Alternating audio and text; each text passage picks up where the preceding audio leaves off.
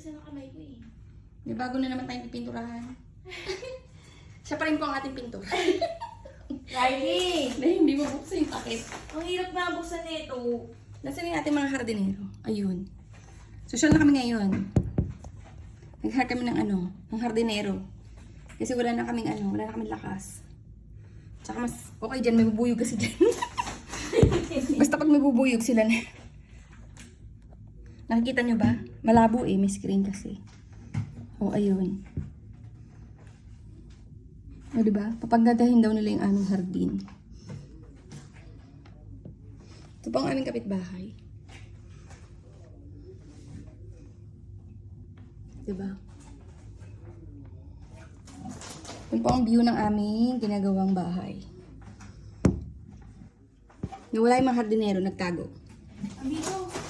Saan? Andito sa kabila? Ay, Wala. Andito. Ayun, nandun sa dulo.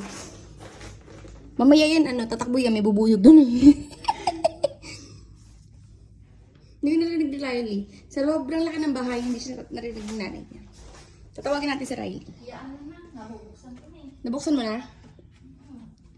Ayan, marami pa po tayong ipipinturahan.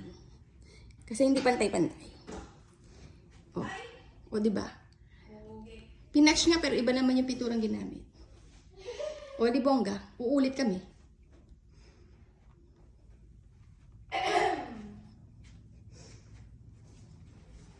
Ayan, marami tayong lilinisin. Riley? Ito ang ating foyer. Riley! Kaya hindi kita narinig nagsara ng pintong loko. Ayan. Dito, pag may kumakatok, welcome to our club. Cleaning club. O, diba ang bongga? Ang ating nasa left ay living room. Ang ating nasa right ay dining room.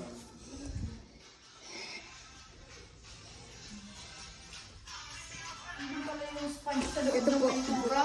Ha? Yung roller? Bakit niya binabad doon? Nandun doon. Ewan ko doon. Yung video mo, mga copyright yan. Ay,